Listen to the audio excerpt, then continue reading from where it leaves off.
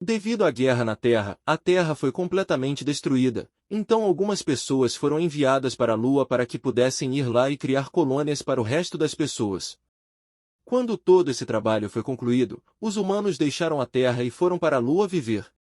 Mas não foi tão fácil viver na Lua porque havia uma tempestade de meteoros lá. Por isso, eles tiveram que mudar todas essas decisões, após o que os humanos começaram a minerar na Lua para encontrar maneiras de viver mais facilmente na Lua. Muitas pessoas foram mantidas para a mineração, chamadas de miners. Este princípio também foi estabelecido de que esses menores viveriam com suas famílias na Lua.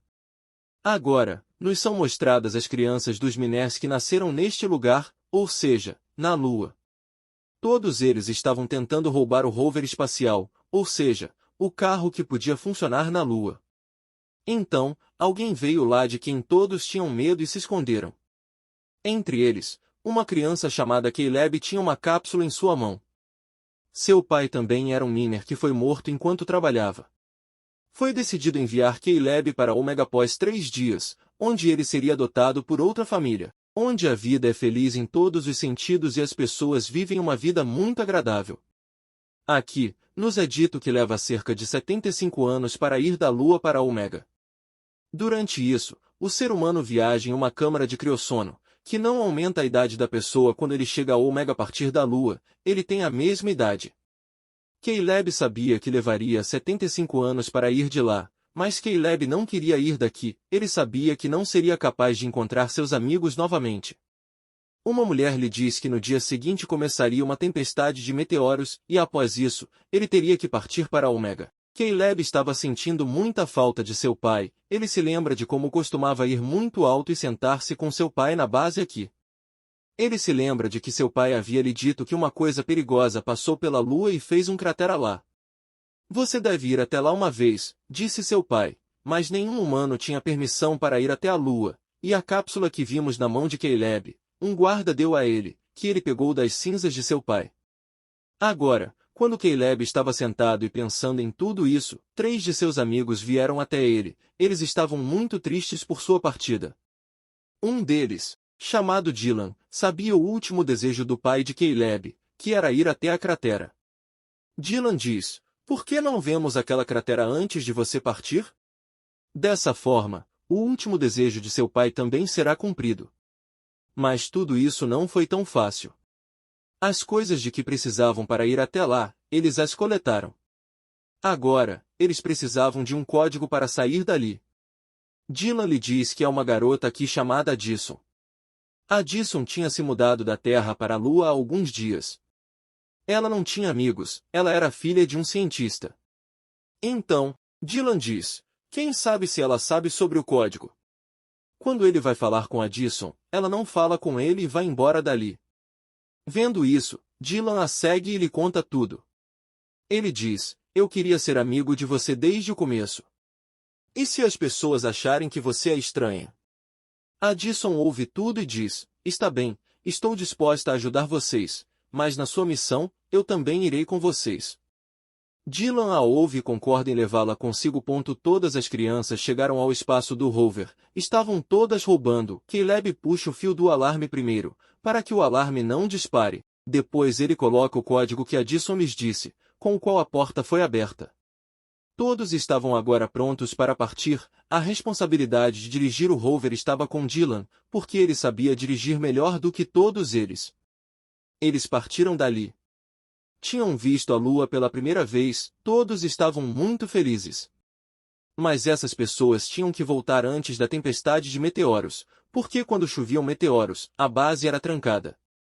Durante a jornada, todos começam a falar sobre si mesmos. Caleb diz, meu pai me contou como as pessoas foram enviadas para a Lua e depois foram mineradas, mas nenhum ser humano é capaz de fazer o trabalho de ficar na Lua e minerar, se essa pessoa morrer durante o trabalho. Então seu filho ou qualquer membro de sua família terá que completar o trabalho. A única condição para isso é que o filho daquela pessoa deve ter 18 anos. Se ele for mais novo do que isso, será adotado por outra família que deve estar vivendo no planeta Ômega. Aqui, Addison diz, então, um emprego de mineração foi dado que deveria ser feito por apenas 20 anos. Addison era filha de um cientista, então ela não sabia sobre a coisa real. Dylan explica tudo a ela, que se uma pessoa de mineração morrer, seu filho terá que completar o restante dos anos. Ouvido isso, Addison ficou um pouco surpresa.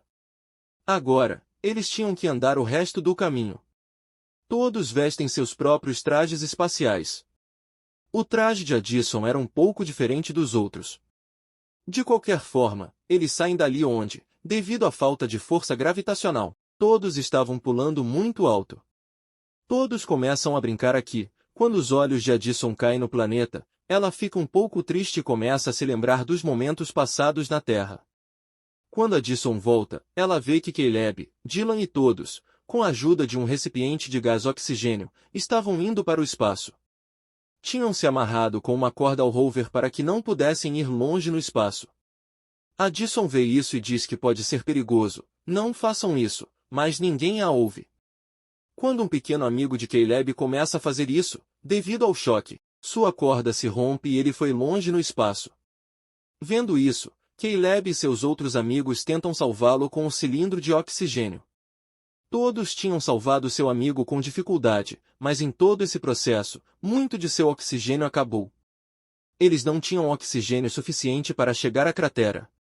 Todos estavam muito encurralados.